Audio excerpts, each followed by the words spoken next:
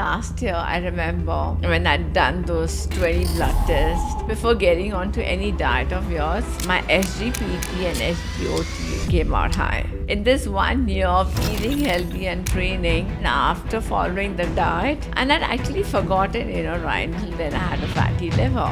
So did your ultrasound show that the fatty liver is good? It's not there. You had a battle with a rare cancer. What was the secret weapon that you want to share with people that helped you along battling the disease? I fought a lot of battles. My secret mantra was... Today we have someone truly special on the podcast. Someone who's inspired millions with her powerful health transformation. Sunaina Roshan, the daughter of Rakesh Roshan and sister to Hrithik Roshan. She comes from a family that means the world to her, and that's exactly what pushed her to fight, heal, and rise. Sunaina has battled through more than most. Fatty liver, jaundice, diabetes, and even cervical cancer. There was a time her days began and ended with alcohol. But instead of giving in, she chose to take charge of it boldly and gracefully. Today, she's a whole new person. She eats mindfully, speaks her truth without fear, and shows up for herself every single day. Her story isn't just raw, but it's real and it's deeply moving. And now I have the honor of walking alongside her as she begins another big step towards her health, that is resetting her gut and rebuilding her health from inside out. This episode will remind you that it's never too late to get your health on track. So Naina, thank you so much for being here today. And for me, today's podcast, I can say this to you.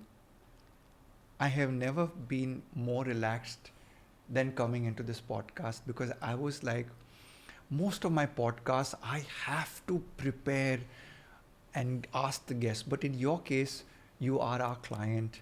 You are a wonderful person. And I thought, let's just talk to Sunaina and figure out how everything works in her life and where is she at her phase in life.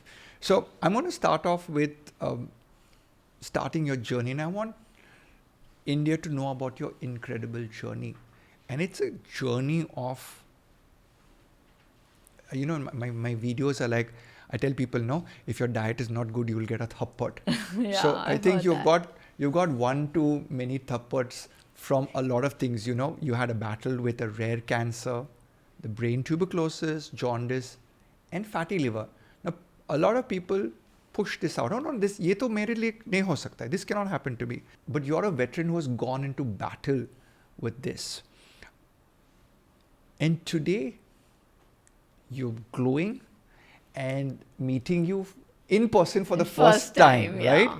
It's like, wow, there's an aura around you that vibrates really nicely. It's amazing. So what was the secret weapon that you want to share with people that helped you along all of these journeys, battling the disease that could have taken you, and today you've overcome?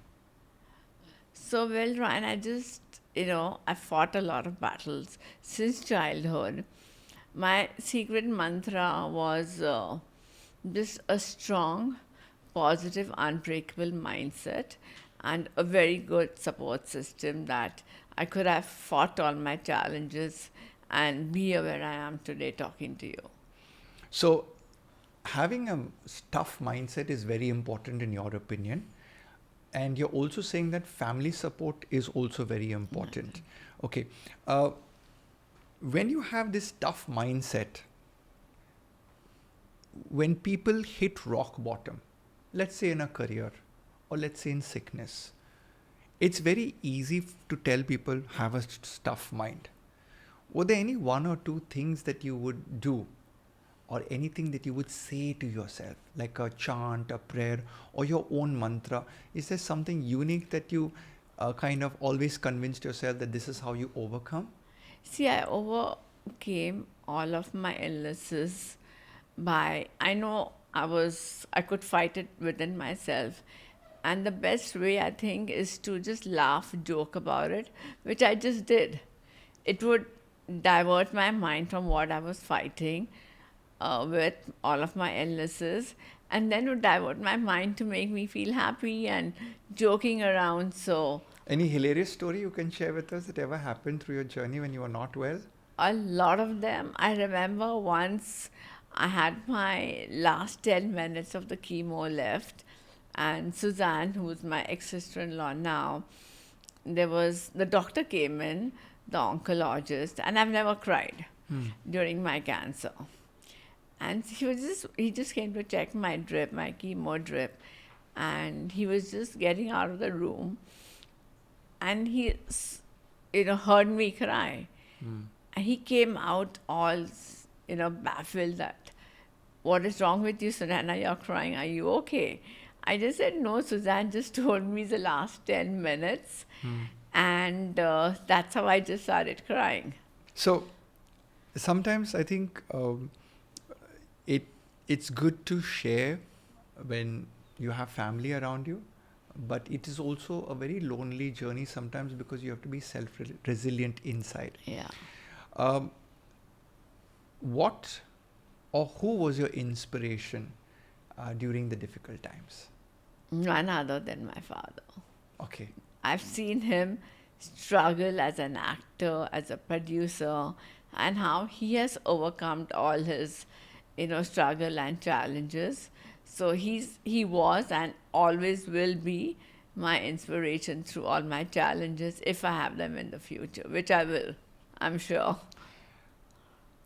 About a year ago, I got a call, and I looked at my phone and it's like, Sunaina Roshan. Not to be very honest with you on the show live, I was like, Sunaina Roshan, true caller.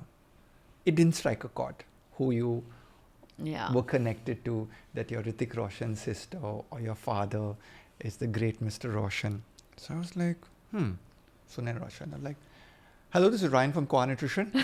And she's like, then I heard this voice, and this voice says, I have a gut problem, and I've told that you do the gut microbiome and stuff like that. And I remember that was my first conversation. That was about a year ago. Exactly a year back in March. Yeah, is it Exactly a year back. Time really flies, And I still feel that microbiome testing is a new science. It's about 2-3 years old. Oh. And even for me, as we are initiated into new diagnostic technology, like as a nutritionist, 20 years ago when we practiced, we had a weighing scale. Yeah. Then 10 years ago, we added blood test. Then 5-7 years ago, we added genetic testing. Last 2-3 years, we added microbiome testing. But recently you said in an interview that you went and did this complete gut retest and you let your body recover. Can you share with me how easy was it? How difficult was it? And when you heard about this gut reset and then the gut maintenance, what went through your mind, and was it easy to do or tough to do? Initially I just contacted you just for a good nutrition diet. But when Aisha Jain, whom you put me on to, gave me a few options of the genetic and the gut micron test, I just jumped at the idea of resetting my gut, because I know, through all of my illnesses, jaundice, my gut had gone extremely weak and wasn't in a good condition. So I really said yes without blinking an eyelid, and it did me a lot of good.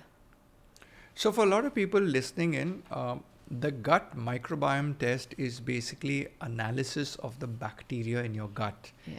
And we do it via a stool sample or a poop sample. And they DNA screen all these bacteria. Yeah. So you have the good guys and you have the bad guys. Now the thing with a lot of clinical patients who have undergone battles with tuberculosis, so aggressive antibiotic therapy, chemotherapy for cancer, and just basically trying to do different type of diets, right? Yeah. So like I do have a lot of clients now that are listening into the internet talking about you need more protein.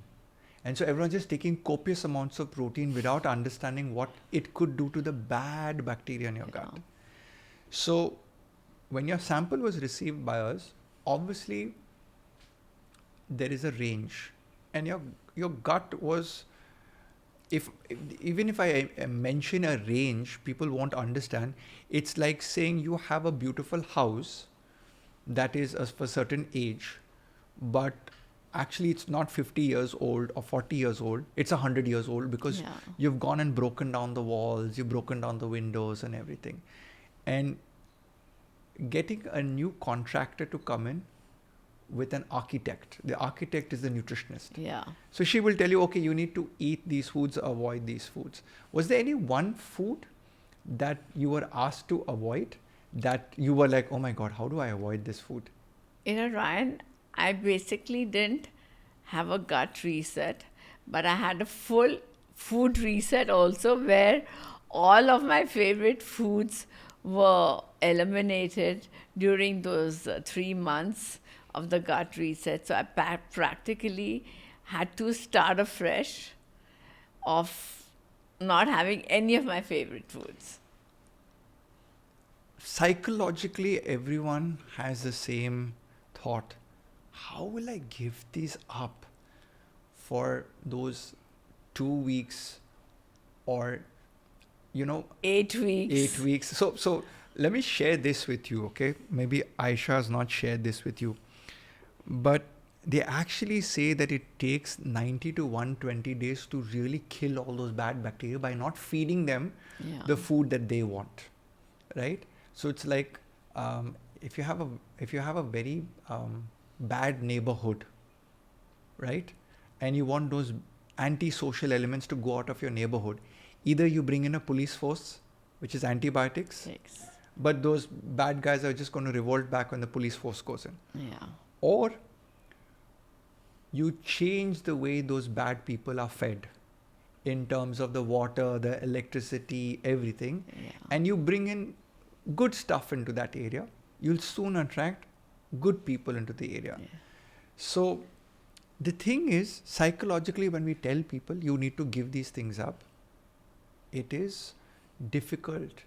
But what I remember with you is that you had a never die attitude, saying, it's okay, I can do this, Yeah. right? It's only 90 days. I will soldier on. Yeah.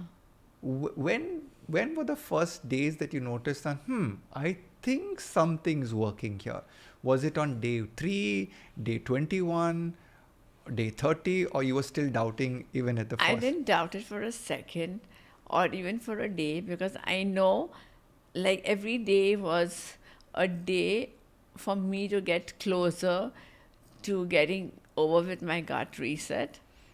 Not knowing it's still not over, because now you put me onto a gut maintenance plan for making the gut wall stronger. And yeah, the only time I think I was practically fed up was in the second phase, the last 10 days, that I was like, I used to call up Aisha. I said, I cannot eat this food for 8 weeks. 2 weeks is fine, but 8 weeks eating, everything that you don't like. But she really pushed me. She was very supportive. And I think I just broke down twice or thrice in front of her that I can't do this. I need some good food. But then I pulled through it. I want to share with you an insight now that you are maintaining your gut. In Brazil, there's something known as a leaf cutter ant. Okay, so these ants cut up leaves and take it back into their ant hole. And then a fungus grows on these leaves. And these fungus leave a chemical which goes into the ant's brain and makes them feel happy. Yeah. So they go out and cut more leaves and bring it back to grow more fungus. So Yeah. it's a symbiotic relationship. By the way, there are bad bacteria in your gut who have a symbiotic relationship with certain junk foods that you crave. So as you begin to tighten them up and not feed them, they rebel inside and say, you know what, we're going to mess with your brain. So I think you persevered very well. And recently in an interview, you said that you have all of this stamina. So what do you feel is fueling this powerhouse now in you? I think all the superfoods that I was given for my gut reset, and even besides the superfoods that I was given according to what was good for my gut reset, all the leafy vegetables, all the I didn't have much of protein, as you know. My proteins were incorporated slowly and steadily, but it was just the right amount. The good bacteria that was fed, the lactose-free curd, and the almonds, the What was walnuts. your favorite superfood? My favorite superfood was, I think, blueberries. Okay. And I've started recently having in the gut maintenance plan. I think I'm on my third month. I love my chia seed pudding Oh, that's with amazing. berries. That's amazing. And I cheat a little bit by adding in the makuna honey. Okay. And yeah, that's one of my favorite superfoods. And the ragi date laddu. Okay. So I've had a lot of superfoods. Like I still love the moonglet. Okay. So I've had a lot of these good food recipes that were given to me by Aisha, which I thoroughly enjoyed. It's amazing to see you go from, oh my God, I have to eat these foods and I have to do this for 3 months, to then now resetting. And this is, your journey sharing it with India is this, that we are brought up with a certain mindset of how to eat, which is love and culture. Yeah. Then as we become 18 years of age to 40 years of age, we don't have anyone policing our taste buds. Yeah. Maybe your profession might police your taste buds. So if you're an actor or an actress, it's an occupational hazard that you have to eat discipline or take that extra protein, avoid the carbohydrates. But I want to share one point with you, which is that whenever you have to maintain a physique and you start training, now everyone knows that weight training is amazing for women as they move into their 40s, 50s and 60s. But the number one prescription by a lot of people is eat more protein. The danger point in that is the activation of the gut microbiome, which produces the wrong markers in your body. So I have been trolled many a times on talking on podcasts saying that the excess protein will lead to ammonia. But if you go into the gut microbiome test, there is a uric acid pathway, there is a urea pathway, and there is an ammonia pathway, and there's a methane gas pathway. Yeah. And protein activates all of this, creating gut dysbiosis, meaning imbalance of these gut bacteria. Yeah. And Sunaina, these are guys that can cause cancer, that can cause aging, that can cause fatty liver, that can cause rheumatoid arthritis. The data is just coming out which bacteria are the gundas. Yeah. But unfortunately, the data is held only in scientific studies, and not everyone's beginning to prescribe it as a treatment. I'll tell you what's my point of view. Change the way you eat and you'll start feeling like $1 million. Yeah. So even the chia seeds, I would go one step further and say that, see that you source your chia seeds from the best vendor. Because I advise white chia seeds. Because in India, they're adulterating the black chia seeds with some other tukmaria or basil seeds. And your chia seeds have your highest omega-3 levels, which is going to help your brain. Yeah. Now, speaking of your brain. And Ryan, I must just tell you one, he was so right about the protein, because when my gut microbiome test came out, I was actually told that your kidneys cannot digest so much of protein. So they have to have equal amount of carbs also, so that your kidneys are able to, to flush it out. So Aisha made sure that I have equal amount of carbs with my proteins also. And you're right, today having protein shakes, more protein on a diet is just a facade. See, what happens is that the world is moving towards a lot of influencers and video creation and all, right? And we love beautiful people. Yeah. We love the beautiful bodies out there on the film industry, the entertainment industry. Now, given that I'm also a sports nutritionist, you do need extra protein to build muscle, which I call as show muscle. There's also another muscle that, if you're not in the entertainment industry, is called go muscle. The ability to move, the ability to perform. Now, for that, you don't need copious amounts of protein supplements. What people need to do is using food, As supplements. understand the food as a real supplement. Yeah. Like, so today in the evening, I did work out in the morning today. So I had 20 grams of protein with my breakfast. Lunchtime, I'm going to have 20 to 25. And dinner, I've already ordered a vegetarian dinner with rajma and rice.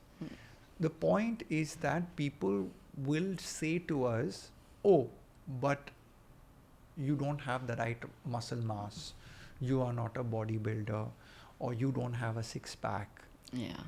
I think the message that we should try and send to people is that a powder or pill is not going to change your health in the diet scenario. Yeah. Understanding what to eat, when to eat, and how much to eat Yeah. is actually the real diet part.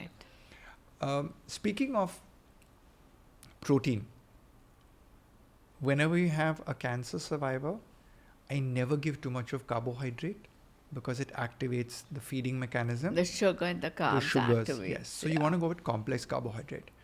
But you also have protein. Now, you who have been a cancer survivor and had one of the rarest of rarest cancers, the lymphoma of the cervix. Was there a defining moment in that where you told cancer, nope, cancer, you're messing with the wrong person? And the reason I ask this question is because we have a lot of oncology cases, and a lot of time we see that people succumb because the willpower lacks. What's your inspirational message to women, especially out there, especially with cervix cancer, breast cancer? See, I just feel that the women out there shouldn't shy away that, it's in parts that you can't speak about, the cervix, the breast. They should just be very open and come out because, they have to go through it. And if they want to live a long life, a healthier life, they should not have these norms of what, men will say or what, like people will take it as. It's nothing wrong. It's a cancer that everybody and anybody can get it. And you just have to go there, get cured, and just believe in yourself that, yes, I've taken the first step and I will go through it all. So I don't feel it should be a taboo where women cannot talk. If I were to put you in a time capsule and send you back to meet Sunaina, the younger version of yourself, and going through what you have gone, right? What would you tell, let's say, a 28 or a 30-year-old Sunaina from a healthcare point of view? I would probably just tell her, eat healthy, train, or if you don't do that now, it can lead to severe health problems, which would again lead to severe complications. So you better get up, stop being lazy, and start leading a healthy life. Otherwise, you will end up in the hospital, bedridden, and the worst case scenario is going to happen to you. There's a massive difference in your energy levels, your guts today, the way you approach life in the last 1.5, 2 years, post all of these battles that you've had. What was your diet pre this? Can you share it with us? Pre-jaundice? Pre-jaundice, pre-cancer. I didn't have a diet. You did? I would just eat everything, anything under the sun. Junk food was my way of breathing to that at that time. Okay. I would eat everything and anything under the sun with junk food. You name it, even at home, if the cook had to make a meal for me at home, it would be oily, masala, a lot of butter, a lot of food. Now that, from during my gut reset, or even before that, I've been with you guys, I've realized that how bad so many foods can be. Like even till date, after my gut reset, I do not have outside sauces, no outside packed foods, even till date. I just can't have it. It's just a mental block that I have. I just cannot go back to what I was when I started the gut reset. It's interesting that you share this because a lot of times when I do my podcasts and all, my team will actually see me. I choose a particular hotel. I will ask the hotel to pack my food because yes, you're right. When those of us that have very delicate, darling stomachs, as I like to call it, Yeah. right? And not everyone's designed on the planet to have a robust gut. Yeah. Up until the age of 40, your stem cells and growth hormone kind of keep pace with you. After the age of 40, you start aging. And that's when that chili that you ate, that fried food that you ate at a younger year, flares up and shows it. Which is why I think a lot of post 40 plus, both men and women, are more careful about their diets. Post 50, 60, if you see all our parents or our grandparents, they're very particular about their timing and where they eat, and they don't want to go to multiple restaurants. They prefer garkha khana. You have had an amazing transformation. The internet is abuzz with about you talking about your transformation. And now these are not transformation that you see, okay, which is like, okay, somebody goes and he's fat and then he does a six pack after that. And then you got back to being what you were. Yes. This is what we call as a true life makeover, a health makeover. So what was your fitness regime earlier and how have you slowed down? How have you incorporated, let's say, the next 20, 30 years of your life? What's your thinking right now? Ryan, before my jaundice, I did not know what a fitness routine even meant. I would go up to train for 4-5 days and I would just give it up. But now, of course, it's an addiction because they say more than training, it's the food that matters. And it was the food that was giving me the energy, and it was the food that was giving me a happier feeling than even training. Yes, training is a part of it, a 20% part, but 80-90% is the food. So I've been, even now it's been like 2 years, even before I was with you, I have stuck to my food timings. If I could have food available to me from my house, I even travel with my food. Yeah, but then if I have social commitments, I do cheat very, very, very occasionally, and that to Chinese because it's got less oil, less masala. So Chinese is the only place I actually go. I hardly go out for dinners because I sleep early. But during the day, if I have to go out for lunch, it's mostly Chinese. And you'll start laughing now. I take at least 10 minutes to order what I want to eat. I eat the waiter's head. I'll ask him like a lot of questions. Isme fried hai, isme kya kya jata hai. So I'm very well aware of what I want to eat even while I'm eating Chinese.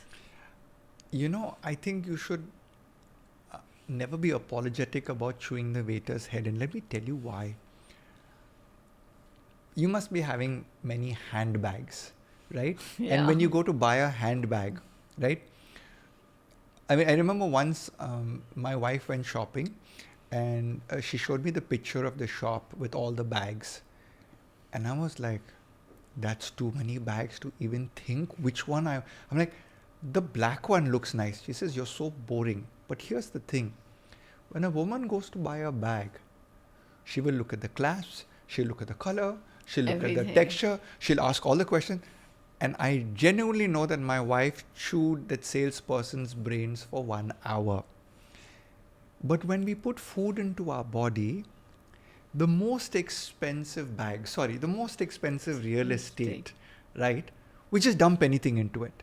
So I think what you're doing is respecting your body and don't let the world be saying that, oh, she's taking so long to order, because I also do the same thing. So this morning, the chef came up to me, Mr. Fernando, the same. It's 4 days in a row you've eaten the same breakfast. I says, it makes me feel like $1 million, right? So there's a saying, in English, a moment on the lips, forever on the hips. But a moment in the lips, forever a thappat in the tummy. Dummy, yeah. So if you begin to balance out, you can actually take what is a reward meal. So what you would be doing is, when you go out, is to look in the Chinese department or continental department and figure out in your gut maintenance which are the top vegetables, which are the top food molecules that you can add. Then you talk to the waiter or the chef on which sauces they're going to use and what spices are there.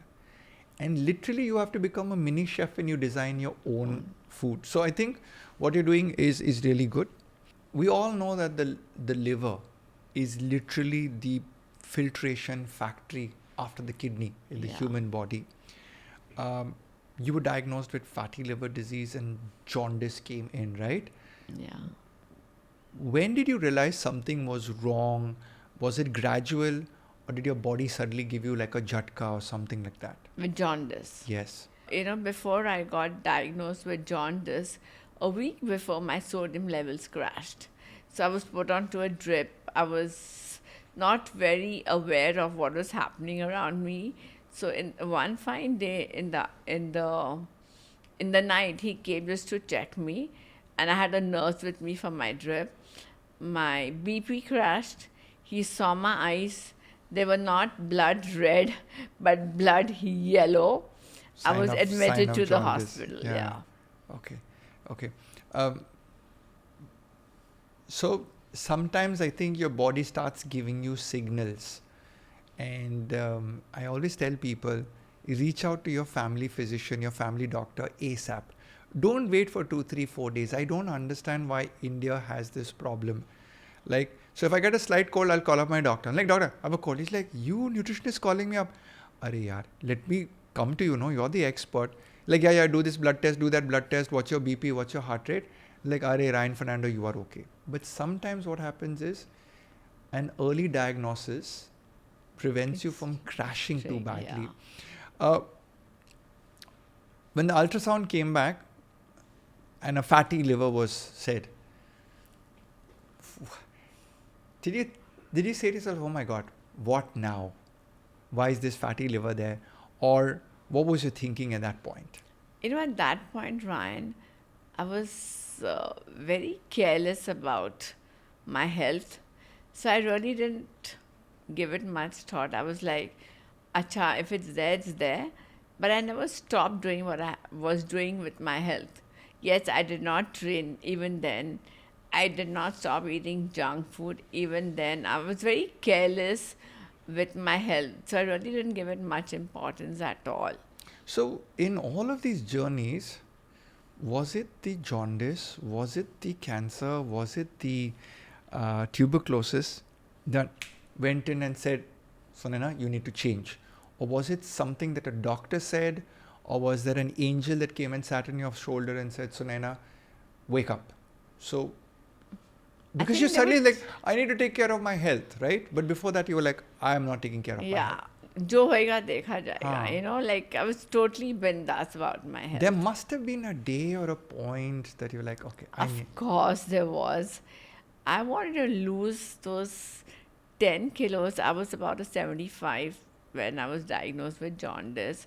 So I wanted to lose those 10 kilos in probably 6 to 8 months. That was my target. But God gave me an opportunity to lose that weight in 2 to 3 weeks. And then I really could not eat even then, as you know. I called up my doctor and just asked him, I said, will I put on my weight back? And he said, yeah.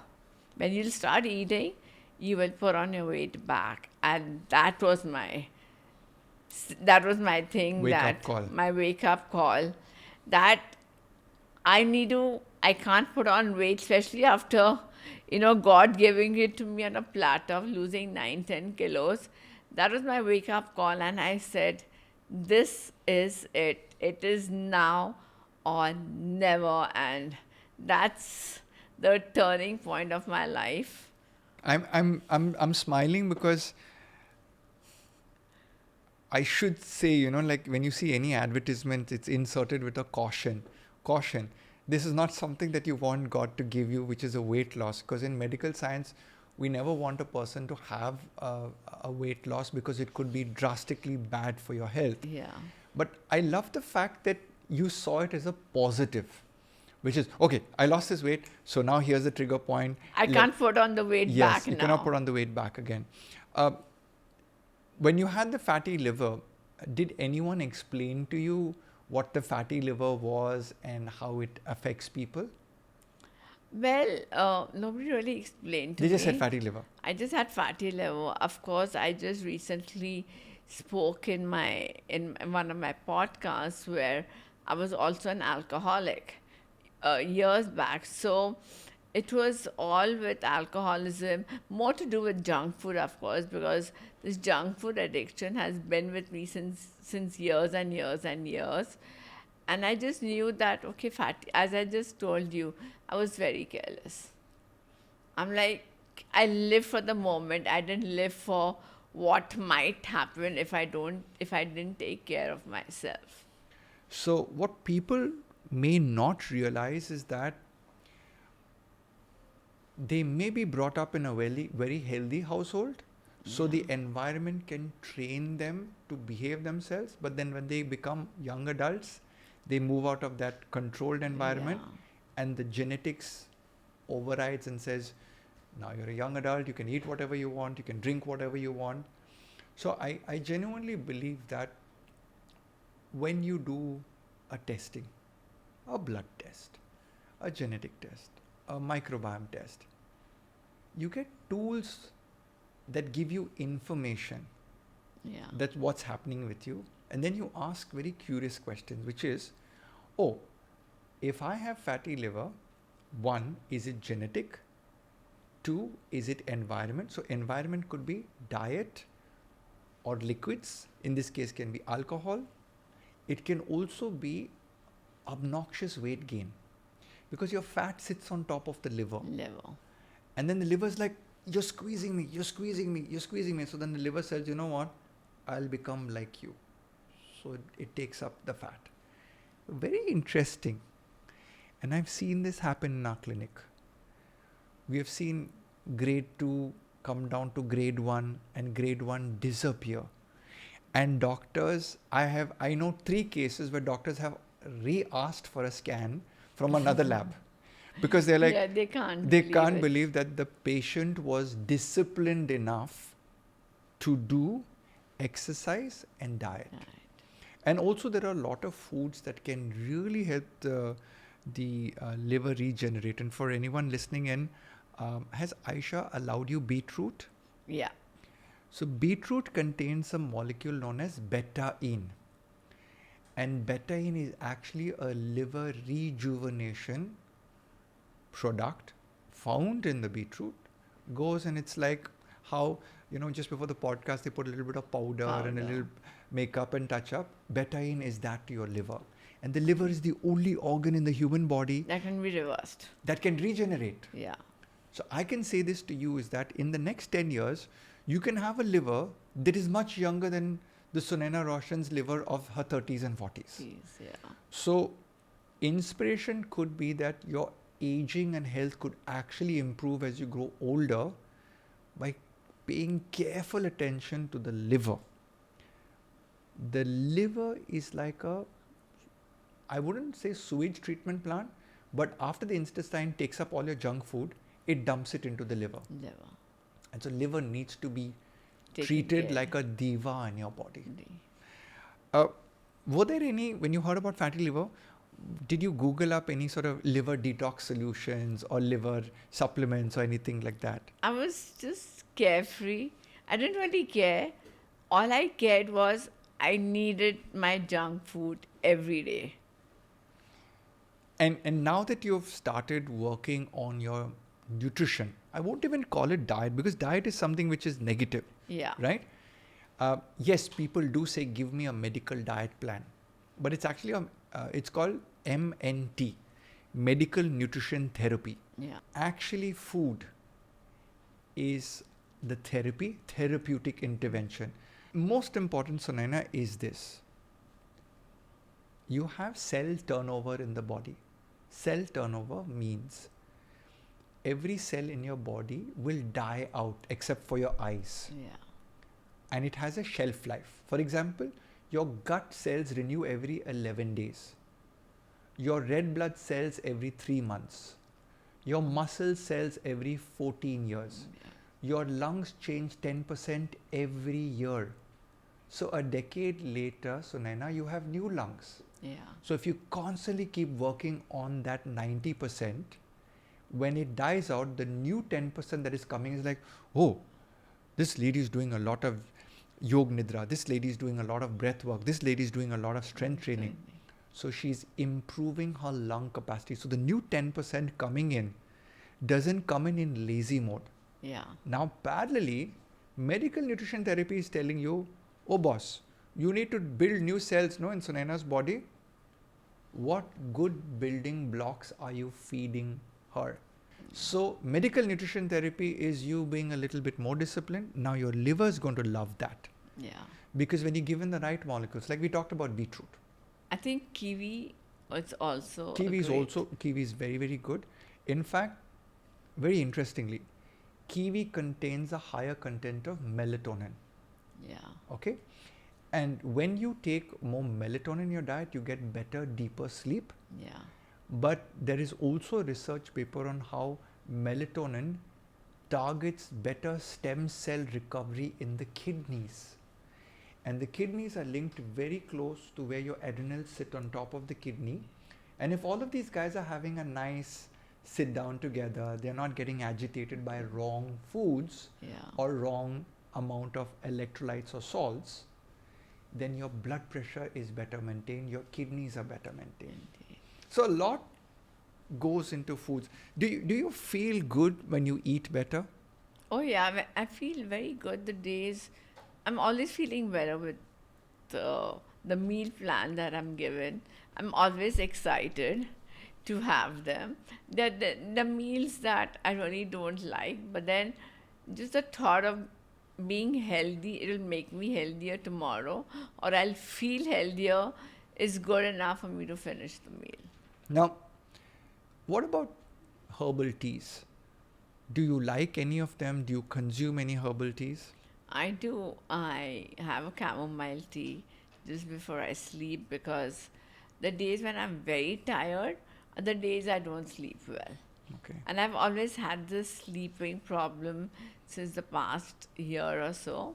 And does chamomile tea agree with you? It does. I never thought it would ever. I just thought it's a facade having chamomile tea. But now, after having it for like a year and a half, it really works. In fact, I have to have a chamomile tea before I sleep. And then Aisha just introduced me to lavender drop that I put on the pillow.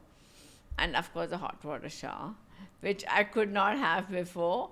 I don't have it every day, but the days I can, I do it. So here's the thing.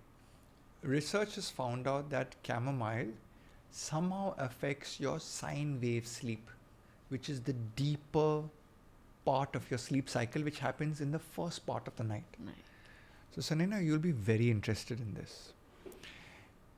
SWS sleep gets activated by chamomile, and SWS sleep calls up the body and says, hey buddy, let's release more stem cells in Sunaina's body.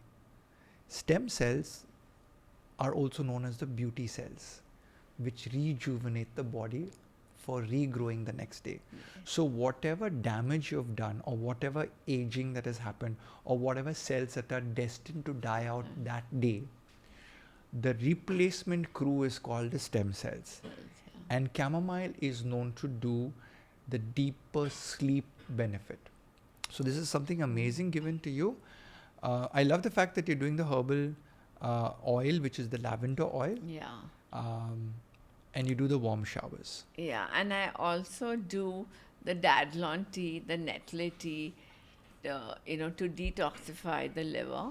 So all that has really helped me.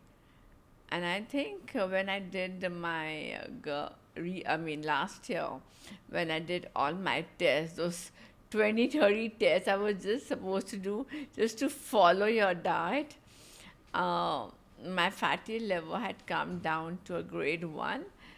And then after following the gut reset, within a couple of months, I eliminated it totally. So did your ultrasound show that the fatty liver is It's good? not there. It's just not there today. Was it a surprise when you got the report? Well, like last year, I remember when I'd done those 20 blood tests, even before getting onto any diet of yours, my SGPT and SGOT came out high. And it's always been on the higher side. And my doctor said, do a sonography. And I'd actually forgotten, right until then I had a fatty liver. I was so focused on training, eating healthy that I actually forgot about it. So I went for my sonography, and the doctor over there goes like, you had a fatty liver, right? I said, oh yeah, I did.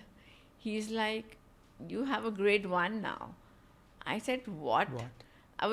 Though he was speaking so well, he explained it to me so well, but I'm like, he's a sonographer, he wouldn't know. And was actually going shopping after that. I called up my family physician, Dr. Abhishek Bhargav. I said, please speak to the doctor ASAP. And he broke the news to me that in this 1 year of eating healthy and training, I had brought down my grade 3 to a grade 1, that also a 10%. And, Ryan, that was the day I actually broke down. I cried and cried because it wasn't something I'd, achieved on an external side, but, like something I had achieved internally. For me, that day I really cried. I'm like, this is an achievement for me to bring down the fatty liver. I think what you have done is, the commendable is a lazy word and miraculous is too much of a godly word. I think what you've done is high perseverance effort, taking charge, and it's difficult because food is psychological. And your condition is also physiological compounded by psychological, right? So one is to take out the psychology and say, no, I have to be a warrior. Then below that, oh my God, my physiology, my constitution is not supporting me. My liver is not supporting me. My gut's not supporting me. So I think it's between commendable and miraculous, there's a word, and I'm not getting it right now. No. But that's what it is. We could call it a Sunaina, So if that's what it is. I was talking to Aisha a long time ago, and I says, when I spoke to Sunaina, I think she needs omega-3s really good. Because in a battle with the physiology of the digestive system, or your ovaries, or your brain, or whatever it is, anything, I believe the brain is the boss. I feel the gut is the boss now. Okay. Not the brain, but the gut is the boss. So we can have this back and forth, which is, let's say you're the gut and I'm the brain, right? Yeah. So if the gut decides to not support the brain is going to say like, boss, I want to shoot myself. Yeah. Right? So you don't feel like getting up in the morning, you don't feel like doing anything. Yeah. And on the other hand, if you eat really well, but the stimulus to the brain is not correct, like you're surrounded by negative people, toxic people, or you even have toxic thoughts yourself, or you constantly talk negatively. And this is not something that I'm an expert at, but when I talk to my mind coaches, they're like, Ryan, when you communicate with your patients, never look at the negative communication. Look at how the communication could be positive. So for example, you have grade 3 fatty liver, and it's not curable. So you have done a lot of things where you have reached a grade 3 fatty liver, but let's look at what all things you have done to reach there, and let's see if we can eliminate that. So part 1 is we'll stop the progression of grade 3 going worse. Yeah. And I think we could be confident enough that the human body is a self-healing machine, that if you are confident enough to be disciplined and focused, I think we can see better days. Yeah. Now, when you look at the two things, no, you got grade 3 fatty liver, useless, take this medicine, now get lost. You lose hope. Yeah. So I think you have to be inspirational to yourself about treating yourself. You have to be scientific about getting the right advice, which you did. So you picked up the phone and you said, okay, I need a nutrition plan. Okay, I'm willing to do the poop test. I'm willing to do the genetic test. I'm willing to do all of these things. So I believe the brain and the gut, yes, are both having their minds. But what are some of the foods that make you really feel happy from a brain point of view?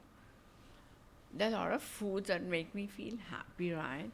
But those foods, again, Aisha has given me like once or twice in a week. The first being paneer. Okay. There was a time before my gut reset, I had to have paneer breakfast, lunch, dinner throughout the year. That was like my most consistent meal was paneer and aloo. So obviously for those 3 months for the gut reset, I had to give it up completely. And now it's of course once or twice a week.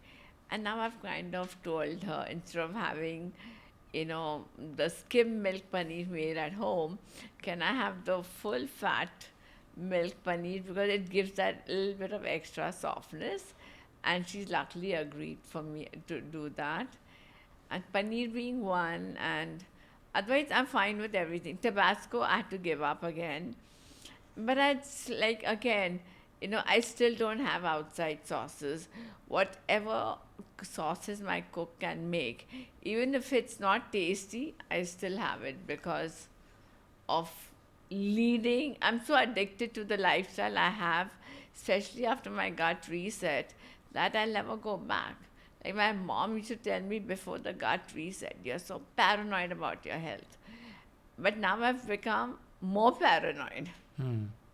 Like I make sure I don't have more than 5 or 6 grams of oil throughout the day.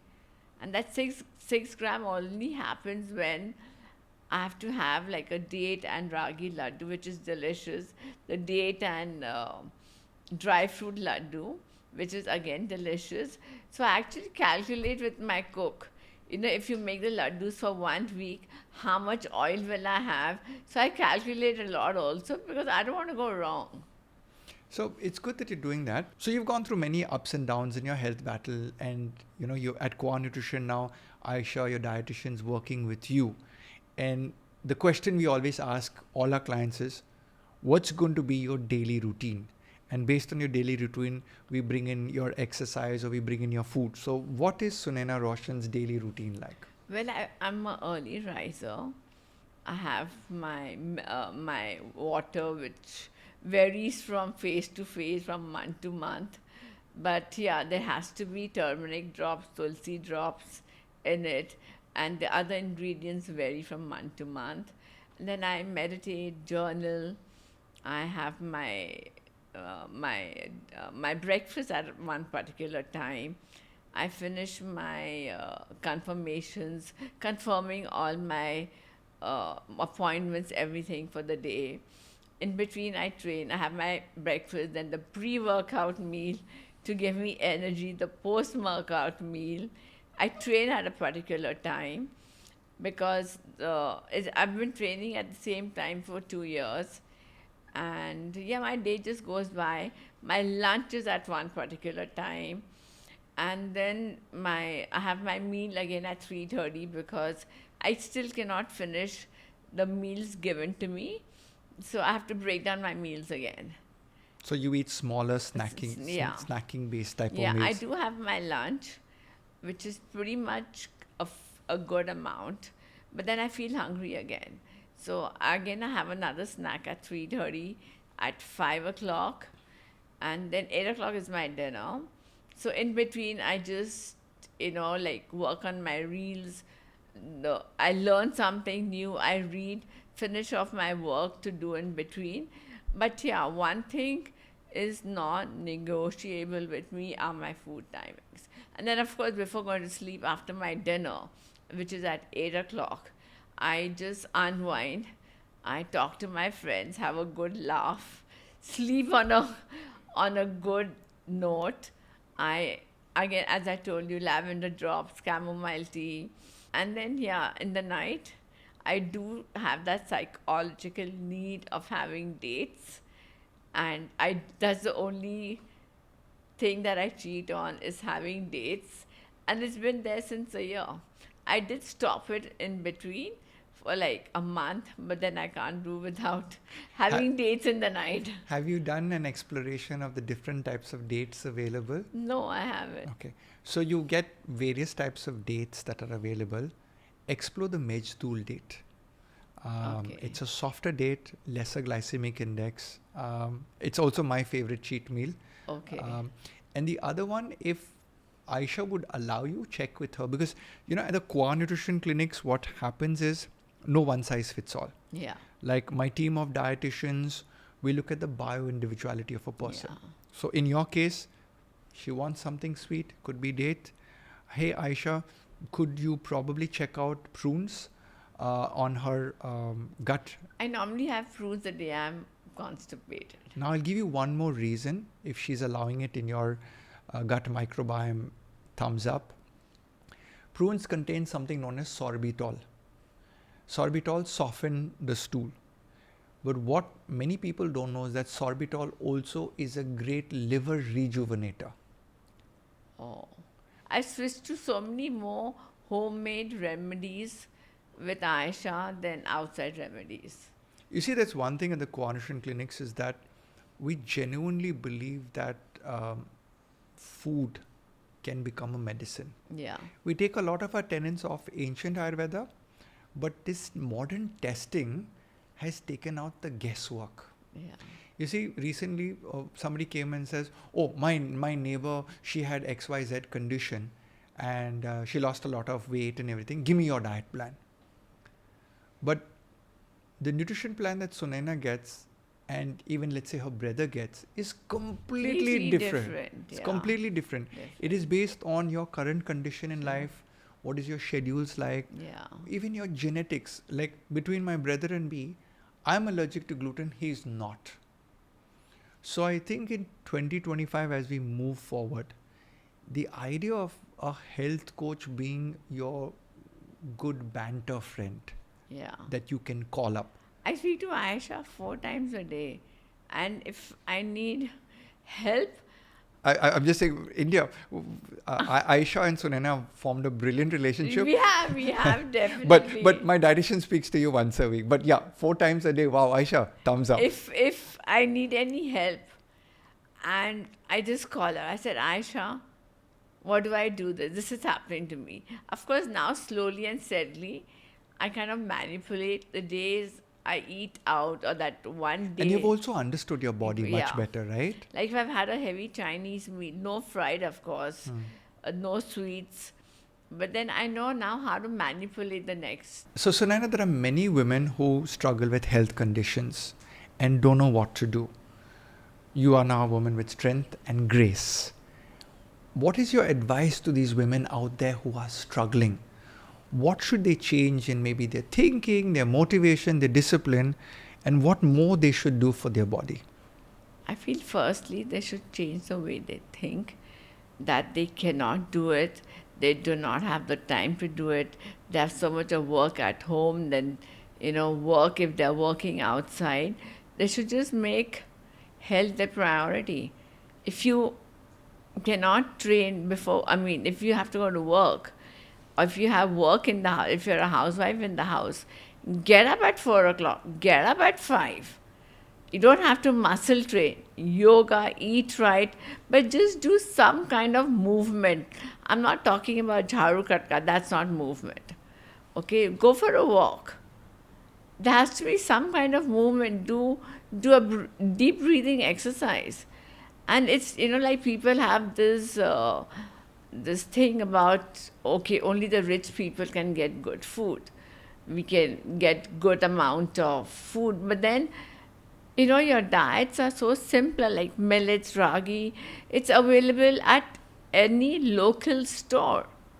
So don't feel that, okay, they're a celeb, they can eat that good food. No. There is no compromises to good health. And no matter what emotionally you're going through or mentally you're going through, just know that training and eating health will get you in a better state of mentally good frame and emotionally too. That feel good factor. Yes, I have eaten right. I have done something, some movement for my body is onto another level, and I'm sure you'll agree with that. Don't be lazy and just say, हाँ बच्चा संभालना है. You just have to take out that one. If you cannot eat, slowly, start having one healthy meal. You cannot climb the Mount Everest in one day.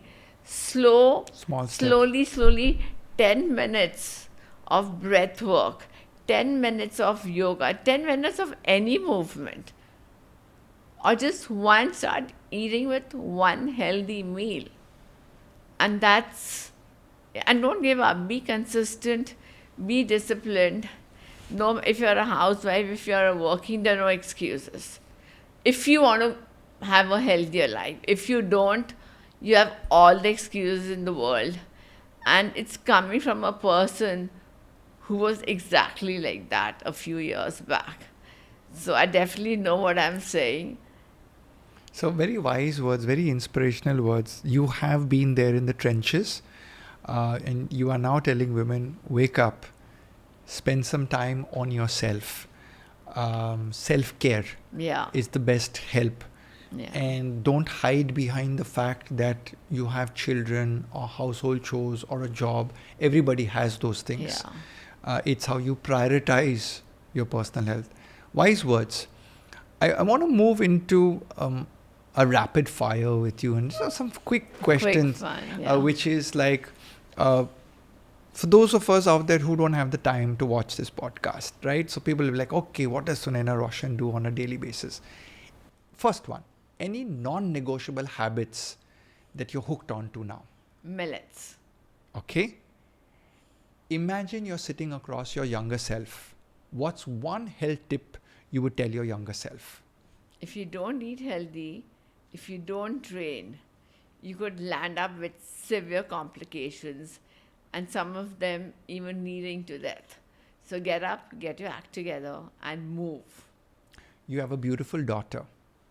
What tip or what would you want your daughter to take from you if you were telling her a piece of advice today? And that's to all the daughters of India also.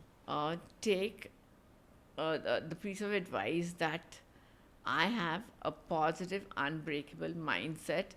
Believe in yourself that you can do it, and you will do it once you truly believe. And an unbreakable, positive mindset is very important. Today, the internet is filled with biohacking and gut health and transformations, the wellness trends that you have tried. Well, I've tried a lot, but it's only been for 2-3 days. But what has really worked for me is the gut reset, for sure. It's done wonders for me. It's made me rediscover my gut. And today I look after it every day. I nurture it every day. And it's giving me results.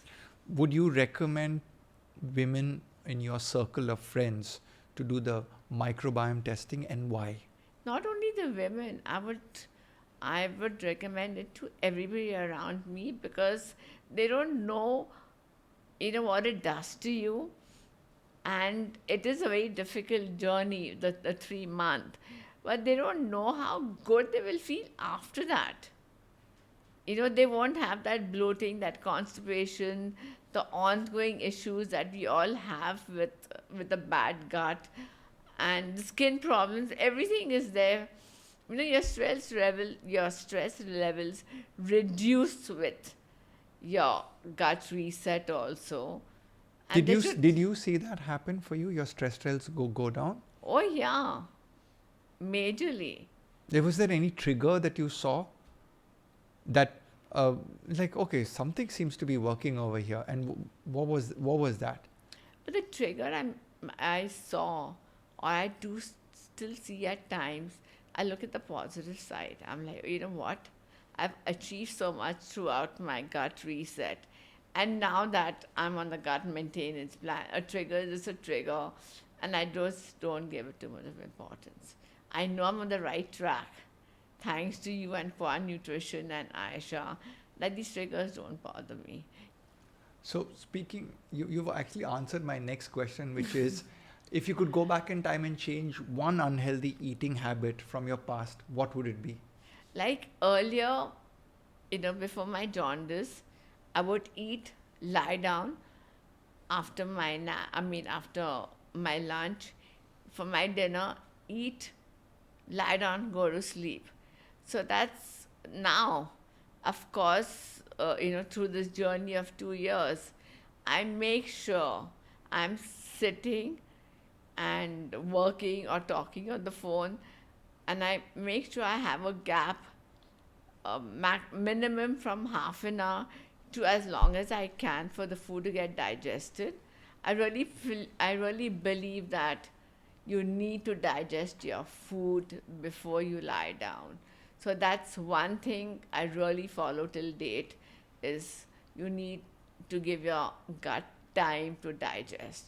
So I make sure I'm sitting upright for at least half an hour, and more than half an hour, of course. But if I'm too tired after my dinner, half an hour for sure. Awesome. If I had to create a Sunaina Roshan recovery diet, what would be the top 3 must-haves in that? Blueberries. I've just suddenly started enjoying the chia pudding with seeds and banana, so definitely that. And I think dates. Okay, all healthy foods, those are amazing. And in fact, all 3 of them, blueberries are known to fire better memory and focus, very powerful antioxidants. Quick tip, try and get organic as much as possible, because it's a highly sprayed pesticide. So you're okay to do dried blueberries instead of fresh, because you could get dried organic blueberries. Okay. With regards to the chia seeds, always wash your chia seeds before you soak them, because they could be sprayed with fungicides or pesticides that, when you directly soak, will concentrate in your chia seed pudding. Okay. So how you wash it is, you put the chia seeds in a tea strainer and run it under the tap, then filtered water, and then dunk that into your bowl, and then you put in your coconut milk or the yogurt that you're putting in. And what was the last one? Dates? Millets. Yeah, dates. Dates are absolutely fine. They're sturdy, they're sweet, they're lovable. Okay. One food trend you secretly love but don't admit to following. I've never followed trends. Okay. Never. And what's the one cheat meal that Sunaina Roshan would go to? It's again a pizza or a Chinese meal, if I have to. Not on a regular basis, but it could be once in a week. Now with my gut improving, earlier it was like, for those 3 months, I never ate out even once. So now I can see my gut improving. It's probably once in a week or once in 3 weeks. It's not necessarily that I have to have it. Super. I can actually see your healing both at a physiological level and at a psychological level, where earlier we were like, no, I need to have this, and now it's more about, do I really need to have it? What's one thing your illness taught you about health that maybe no doctor, book, or no amount of research could have prepared you for? See, your health is in your own hands. No amount of doctors, no support system can make you feel healthy except for you. So you're the only one who can be and take charge of your own health. Nobody can. I think there's a saying that I read somewhere recently, your health is your true wealth today. Yeah. And if you want to be rich in your life, you have to be healthy. You have to be wealthy, which comes from your health. One health habit now that you feel is going to stay with you for the next decade or 2 decades? I think everything. After my gut reset, I can't point out one, but I think everything. What's the weirdest health advice that you've ever received? Okay, well, it was just when I was recovering from jaundice.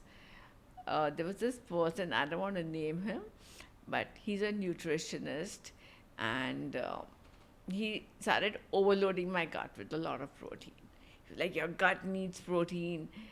And of course, my gut went haywire. So that was the weirdest advice I've received from anyone. Word of caution, don't take protein unnecessary without medical nutrition therapy intervention. Exactly. You've had to give up a lot of foods that you have loved. Top three that you've had to give up that you loved. Okay, during my gut reset, I had to, but I can have them once or twice in a week. But there were paneer, there was potatoes, there was Tabasco. There are a lot of Indian home remedies about healing the liver and stuff like that. Did you try any of them on your own? Well, when I had jaundice, I did have sugarcane juice because I didn't know the science behind it, but I was told it will heal your liver. So yeah, so sugarcane juice. So there is some amount of research done on how sugarcane juice affects bilirubin. And bilirubin levels go very high in a jaundiced liver. But they don't have enough of clinical data to back it. Yeah. As a nutritionist, what I would say to people is that if you don't have diabetes, if you don't have weight gain, and you can ensure that the sugarcane juice is pasteurized, meaning it doesn't come with some E. coli or salmonella, because you know how sugarcane juice is prepared. Yeah. Also, please understand one thing is when your liver is damaged, sugarcane juice is the highest pesticide sprayed crop also. And your sugarcane is not washed and directly squeezed. So, word of caution to everyone out there that you have to have sugarcane juice under controlled conditions. Brain TB is rare, and not many people know what the recovery process actually looks like. What was the most challenging part of brain tuberculosis? Well, the most challenging part was, of course, being in the hospital for a month and then being You were in the housed hospital for 1 month? Yeah, with tuberculosis, meningitis. Wow. And under Dr. Dwaria. And then once I was discharged, it was like 4 months of being housebound. But the good part was, because I dieted a lot, that's how my immunity dropped, and I got tuberculosis of the brain. So after that, I was allowed one meal from outside into the hospital. The hospital authorities were given instruction by Dr. Dwaria. So that is one thing that made me feel better In the hospital? in the hospital every day, eating whatever I could from outside. So this is one point that I want to take from here, which I want to, which you carefully pointed out, that you were doing dieting and that's when your immune system went Dropped. low. So this is to millions of people trying to do self-help dieting, is they try and control the calories and go very low or skip meals. Yeah. But they forget that nutrition is two-part, macronutrition and micronutrition. You can drop your macros, which is the protein, carbs and fat, but you should not drop your micronutrition, which boosts your immune system. Yeah. So a lot of times we do have, especially supermodels, actresses, skipping meals left, right and center, just taking maybe a protein shake which has only protein and no nutrition in it, Yeah. which is the micronutrition, then your immune system gets depressed. If you lived in an alternate universe and you had a chance for another Sunaina Roshan in another universe, what profession would you choose? Well, I think I'm already getting the chance of living a life in another universe right now by inspiring and motivating people through my own real life stories. I'm enjoying this. That's amazing. If by chance me and Aisha, the Co-Nutrition Clinics, took leave and we allowed you to design your own cheat meal, what would it look like? I know I shouldn't ask this question, but everybody has a cheat meal or a reward meal, including me. Mine's a gluten-free pizza. What's yours, if you had to design it? If I had to design it, there would be a pav bhaji, there would be a samosa, a shahi tukda, a chaat. My mouth is watering. I hope I don't go and have it after this, but I won't. Yeah, a gulab jamun, a rabdi, any street food. So, We've had an amazing discussion today. What I am absolutely in awe of meeting you in the first time ever is that you're a person who's battled cancer, brain tuberculosis, jaundice, fatty liver. There was so much that you've gone through, and you've reinvented yourself as a new avatar.